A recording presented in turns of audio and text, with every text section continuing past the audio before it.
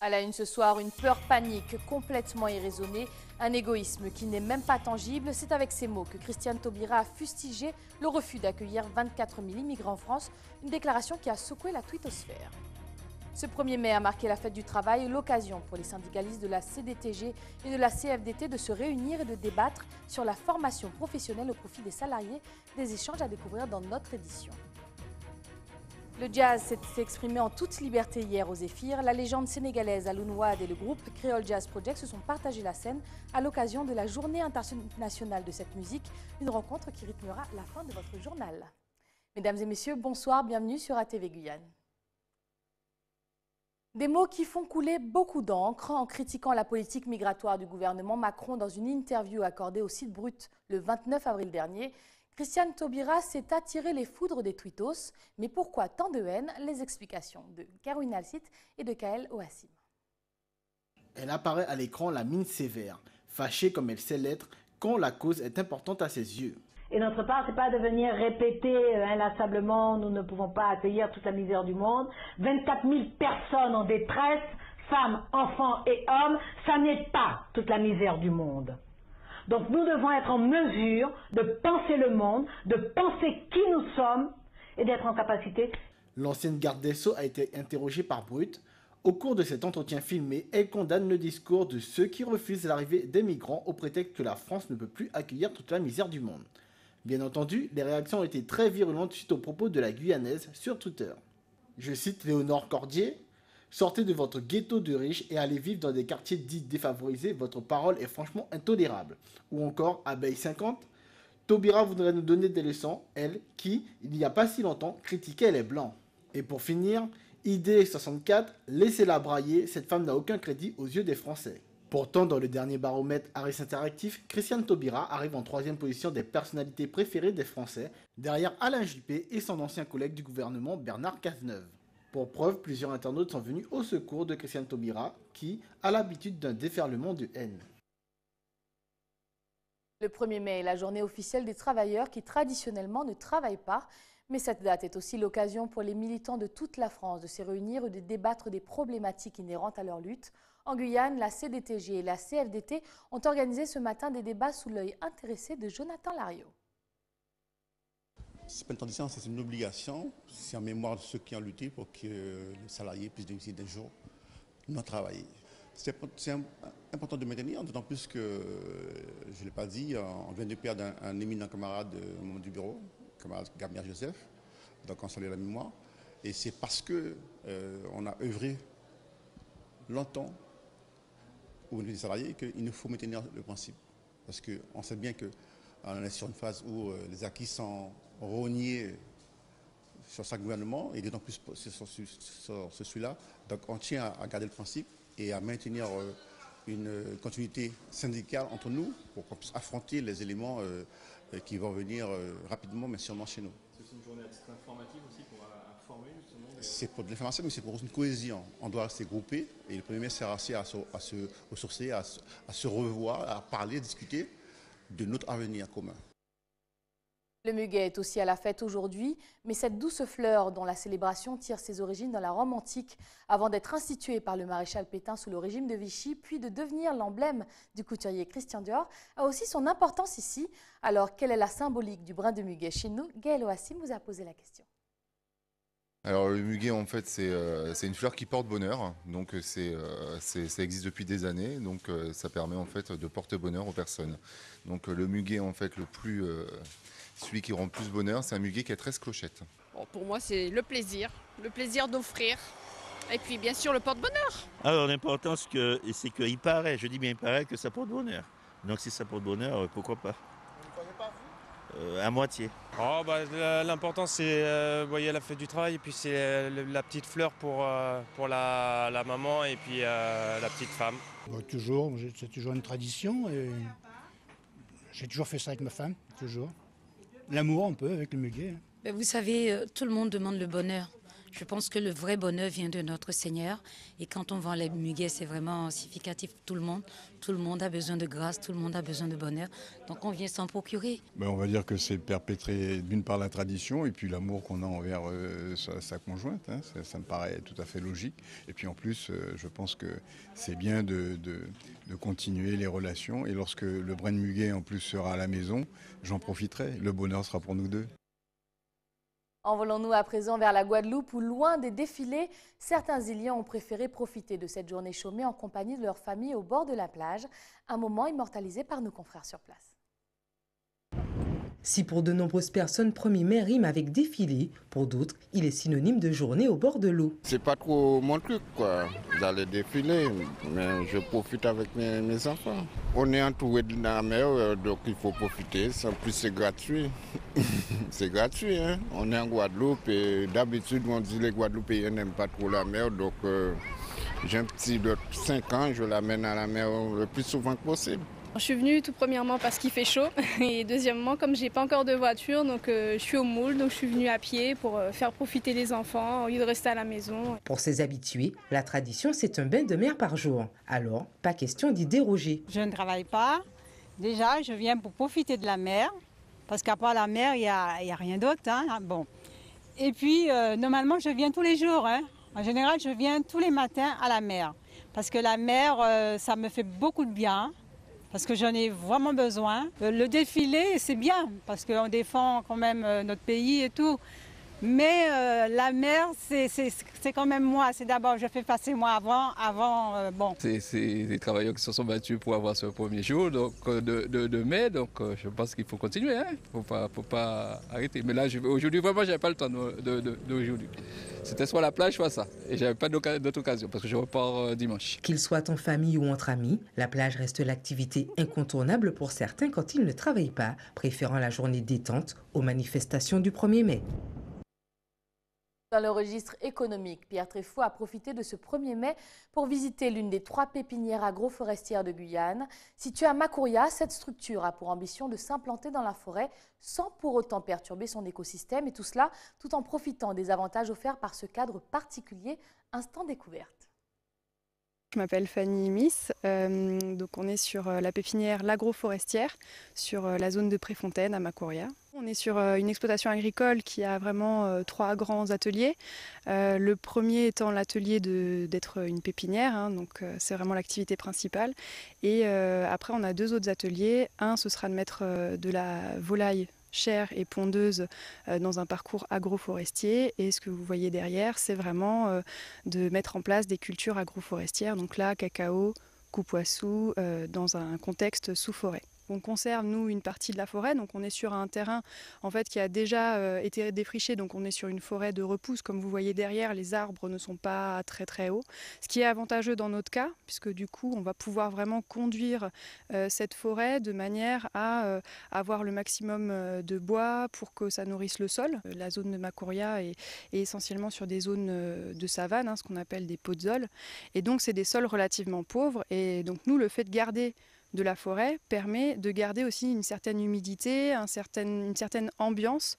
On parle souvent d'écosystème et là du coup en fait on garde du bois au sol et on garde donc toute la matière végétale au sol qui enrichit en fait le sol continuellement. Le ministère de l'Agriculture a fait un plan national d'agroforesterie il y a seulement 3 ans et ce plan-là relance en fait la culture agroforestière, c'est-à-dire qu'on va trouver le rôle de l'arbre dans le système agricole. Et nous, c'est vraiment ce qu'on met en place. Et toute cette dimension d'agroforesterie, c'est vraiment pour préserver les sols et optimiser en fait la culture, avoir vraiment une bonne interaction entre les arbres et l'agriculture. La Banque de semences forestières de Guyane française, c'est un projet du coup qu'on porte, donc c'est l'agroforestière qui porte le projet. Il s'agit en fait de mettre en place ce qu'on appelle une banque de semences, c'est-à-dire de récolter des graines auprès de fruitiers et d'arbres de forêt locaux. L'idée, c'est vraiment de valoriser la biodiversité locale, autant sur les variétés fruitières que forestières. Où qu'on soit dans l'agriculture, il faut avoir des nerfs et ce ne sera jamais facile tous les jours. Mais comme c'est un métier qu'on aime et qu'on le fait vraiment par passion, voilà, ce ne sera jamais facile, on le sait, mais c'est ce qui nous pousse parce qu'on aime les plantes, on est vraiment dans notre écrin de nature. Voilà, c'est quelque chose qui nous passionne. Restez avec nous à venir dans votre journal. Nous mouillerons le maillot avec l'ASV Club de Cayenne qui organisait aujourd'hui son traditionnel match du 1er mai. Avant de calmer le jeu avec DJJ, l'un des derniers en Guyane à exercer sa passion de la musique sur les vinyles. Mais avant cela, envolons-nous vers la Martinique où une femme a provoqué l'ire des internautes en posant nue et en faisant des gestes obscènes devant les statues du mémorial Cap 110. Pour rappel, ces monuments rendent hommage aux esclaves ayant péri sur les roches de l'Anse-Cafard du Diamant. Louis Sabas a été à la rencontre des habitants encore choqués par ce qu'ils comparent à une profanation. Elle pose nue devant le mémorial aux esclaves du Diamant.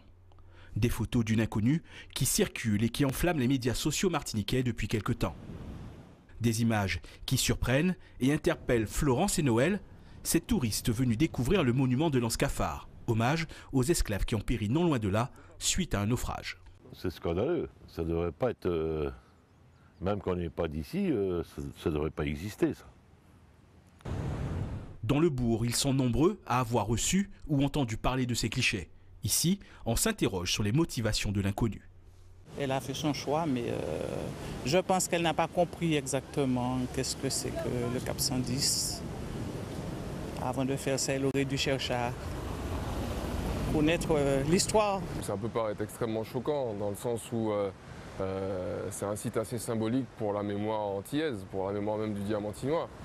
C'est vrai que cette forme d'exhibition autour d'un endroit aussi sacré qui rappelle une histoire assez difficile peut choquer en tout cas les sensibilités de chacun. La surprise et la consternation, les sentiments des Diamantinois interrogés.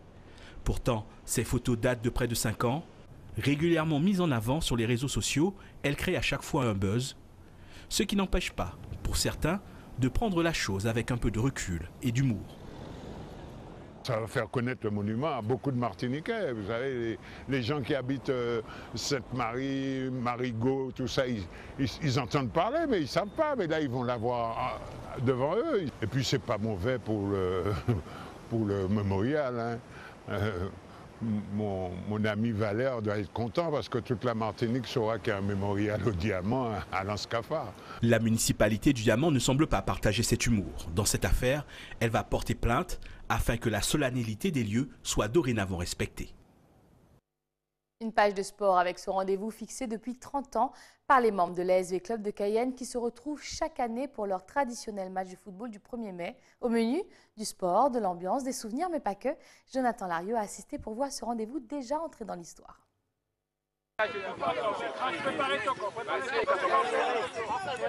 Loin d'une journée d'oisiveté, les joueurs de l'AS Ambiance Club ont choisi les crampons et le ballon plutôt qu'une grasse matinée en ce 1er mai, jour férié.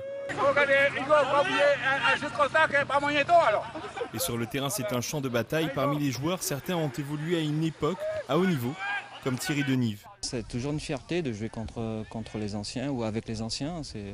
C'est des gens qui m'ont beaucoup apporté quand j'étais jeune aussi, quand je les regardais jouer, que ce soit en club ou en sélection de Guyane, au stade de Baduel.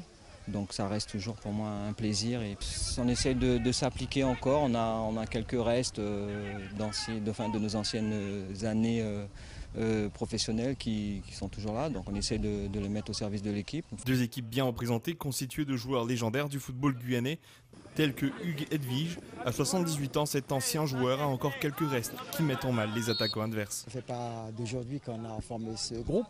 Ça fait déjà une bonne trentaine d'années que nous jouons ensemble. Mais avant ça, donc, on les a entraînés et lorsqu'ils étaient beaucoup plus jeunes, dans les équipes Arimère-Montjoly par exemple, certains ont évolué. Et bien, on continue. Vous savez que je crois que le sport, ça fait partie de la santé. Ce rassemblement est une tradition. Tous les ans, lors du 1er mai, Les joueurs de l'ASV Ambiance Club s'affrontent dans un match digne d'enjeu d'une finale de Coupe du Monde. C'est l'occasion pour nous de se retrouver, de jouer au football pour le plaisir et bon, pour gagner bien sûr, mais surtout pour le plaisir. L'atmosphère conviviale, amicale. En fait, c'est une fête. C'est une fête, c'est un petit match de gala où les joueurs de football se retrouvent. Là, il n'y a pas d'âge. Justement, le dernier entré là, en deuxième mi-temps, c'est Hugues Edvige, qui a plus de 78 ans, je crois, 79 ans, donc il n'y a pas d'âge. Simplement, l'essentiel est de se sentir bien, la joie de se retrouver ensemble. Après 2 fois 45 minutes, chacun laisse de côté la gagne pour se serrer les mains et se rappeler qu'au final, c'est surtout le plaisir de taper la balle qui l'emporte.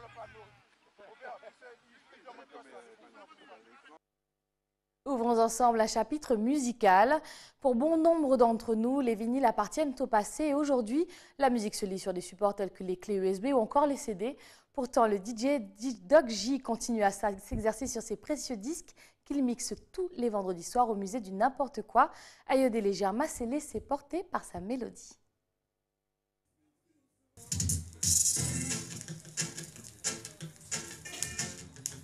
C'est sûr que quand tout le monde arrive avec l'ordinateur, sans citer de marque, effectivement sortir des vinyles, voilà, même dans l'assistance, il y a des gens qui sont toujours un peu émerveillés de voir qu'effectivement ça joue toujours.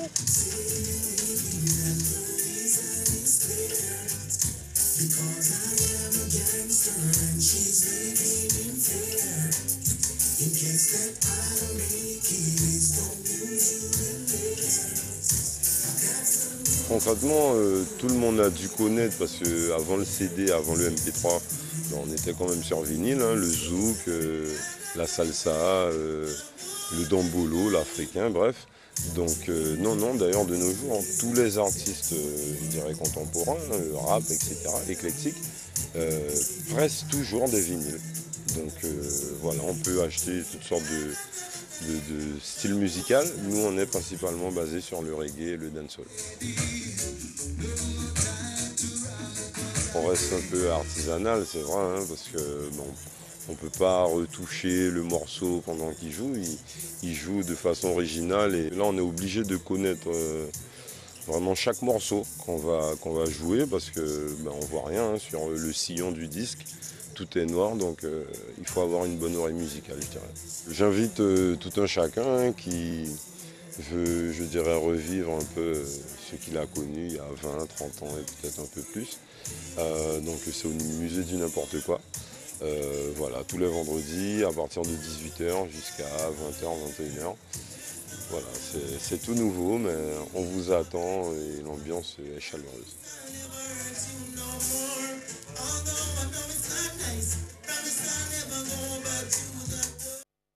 Les airs de jazz ont résonné hier soir entre les murs du Zéphyr, une mélodie au piano qui se perd avant de se retrouver enveloppée dans la douce mélopée d'un saxophone, l'éruption puissante de la basse.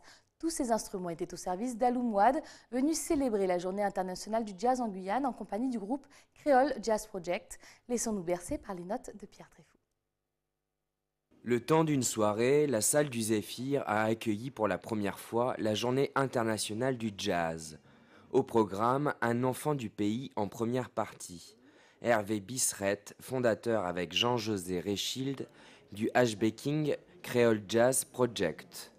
À quelques minutes de leur représentation, la pression monte pour les musiciens. Je me sens surexcité, la positivité, on va tout déchirer ce soir. J'ai déjà performé ici il y a quelques années et c'est toujours un plaisir d'être ici. Il y a tout mon peuple quoi. C'est là que j'ai grandi et que j'ai continué à évoluer.